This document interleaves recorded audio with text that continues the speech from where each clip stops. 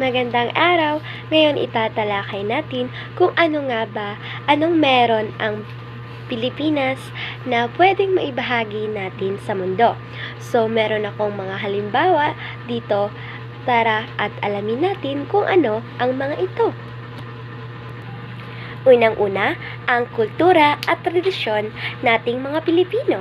So, dito po, katulad na lamang po ng bayanihan. So, sa bayanihan po, ang diwa ng pagtutulungan at pakikipagkapwa. Meron din dito yung pagkakaisa nating mga Pilipino. So, sa fiesta din po at pista. So, dito ay may masiglang pagdiriwang ang mga Pilipino na nagpapakita po ng pananampalataya, kasiyahan at pagkakaisa nating mga Pilipino. Sa paggalang din po sa mga nakakatanda. So, dito po gumagamit tayo ng po at opo at pagmamahano bilang pagrerespeto sa mga nakakatanda. So, ang pangalawang halimbawa naman po nito ay ang sining at talento. So, dito po ay ang mga Pilipino ay mahuhusay na mga awit, mananayaw, at musikero na kinikilala sa buong mundo.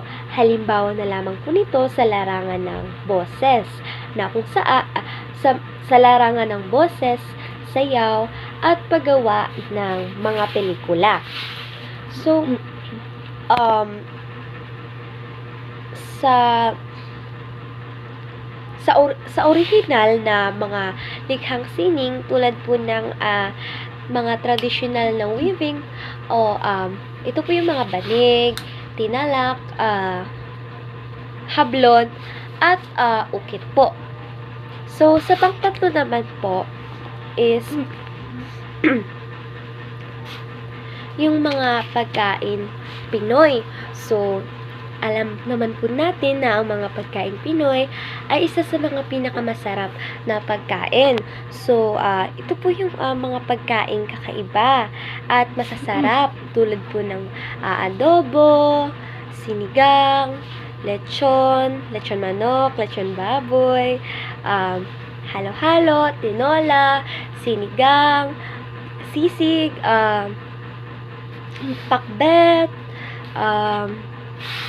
ano pa ba? Yung mga lutong Pinoy. So, halimbawa din naman po yung mga street foods.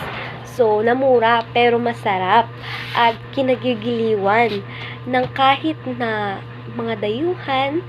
Like, for example po, yung mga taho, kwek-kwek, isaw, fishball, ano pa ba? Yung mga pagkaing nasa street foods po. Yung street foods po na kilala ng mga Pilipino. So, sa pang-apat naman po ay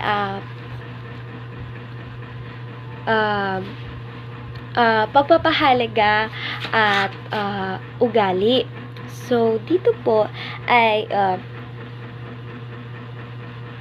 yung hospitality ng mga Pilipino.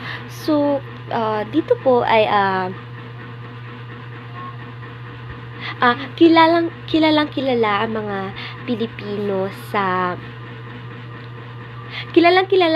Pilipino sa pagiging magiliw at maalaga sa bisita, kapwa Pinoy, sa mga bisita, sa mga tao na maalaga sila sa kanilang kapwa.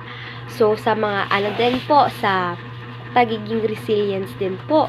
So, syempre po, yung mga Pilipino, kilala sa ang tibay ng loob sa kabila ng mga sakuna o hamon ng buhay. So, kahit na po na may mga hamon po na dumadating sa ating buhay, like yung mga po natin doon is hindi po talaga tayo sumusuko kahit na may marami tayong mga pagsubok na dumating man po sa ating buhay. So, kabilang na rin po iyan yung pagiging masayahin nating mga Pilipino.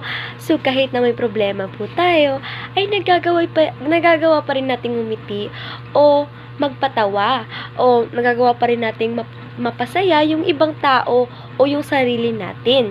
So, panghuli naman po ay ang likas na yaman at turismo. So, dito po ay makikita natin ang mga magagandang tanawin ng Pilipinas. Gaya na lamang po ng Banawe Rice, Chocolate Hills, Boracay, Palawan, at Siargao.